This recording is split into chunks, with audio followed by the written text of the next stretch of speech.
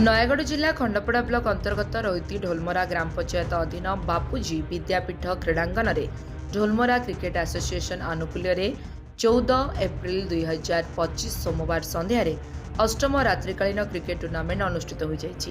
ଏହି ଅବସରରେ ବାପୁଜୀ ବିଦ୍ୟାପୀଠ ଢୋଲମରାର ଅବସରପ୍ରାପ୍ତ ଶିକ୍ଷକ ଶ୍ରୀଯୁକ୍ତ ବସନ୍ତ କୁମାର ପଣ୍ଡା ମୁଖ୍ୟ ଅତିଥି ଭାବେ ସମ୍ମାନିତ ଅତିଥି ରୂପେ ଅବସରପ୍ରାପ୍ତ କ୍ରୀଡ଼ା ଶିକ୍ଷକ ଦେବରାଜ ସାହୁ ଓ ବର୍ତ୍ତମାନର କ୍ରୀଡ଼ା ଶିକ୍ଷକ ଦିଲ୍ଲୀପ କୁମାର ପଣ୍ଡା ଯୋଗଦେଇ ଖେଳକୁ ଉଦ୍ଘାଟନ କରିଥିଲେ।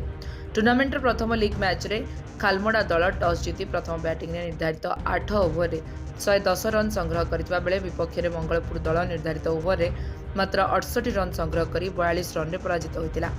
ଏହି ମ୍ୟାଚ୍କୁ ବବଲୁ ସାହୁ ଓ ଅରୁଣ ସ୍ୱାଇଁ ଖେଳ ପରିଚାଳନା କରିଥିଲେ। ସେହିପରି ଦ୍ୱିତୀୟ ଲିଗ୍ ମ୍ୟାଚ୍ରେ ବାଦଭୂଇଁ କ୍ରିକେଟ ଦଳକୁ ହରାଇ ପାଣ୍ଡରସିଙ୍ଗିଆ ଦଳ ବିଜୟୀ, ତୃତୀୟ ଲିଗ୍ ମ୍ୟାଚ୍ରେ ଦଶପଲ୍ଲାକୁ ହରାଇ ଓଡ଼ଗାଁ ବିଜୟୀ, ଚତୁର୍ଥ ଲିଗ୍ ମ୍ୟାଚ୍ରେ ସୋରଡ଼ାକୁ ହରାଇ ମଧ୍ୟଖଣ୍ଡ ଦଳ ବିଜୟୀ ଲାଭ କରିଥିଲେ।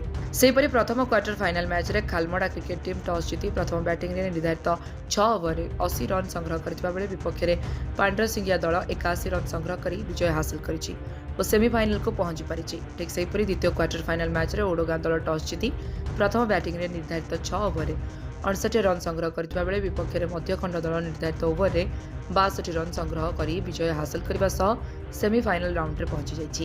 ଉକ୍ତ ମ୍ୟାଚ୍ଗୁଡ଼ିକୁ କମଳାକାନ୍ତ ସାହୁ ଓ ପ୍ରଦୀପ୍ତ ସ୍ୱାଇଁ ପରିଚାଳନା କରିଥିଲେ। ଏହି ମ୍ୟାଚ୍ 3 ଦିନ ଧରି ଅର୍ଥାତ୍ ସୋମବାର, ମଙ୍ଗଳବାର ଓ ବୁଧବାର ଖେଳ ହେବ ବୋଲି ଆୟୋଜିତ ଦଳ ଡିସିଏ ତରଫରୁ ସୂଚନା ମିଳିଛି। ଖଣ୍ଡପଡ଼ାରୁ ସଦାଶିବ ପାତ୍ରଙ୍କ ରିପୋର୍ଟ, ଲିଭ୍ ଲାଇଭ୍ ଓଡ଼ିଆ।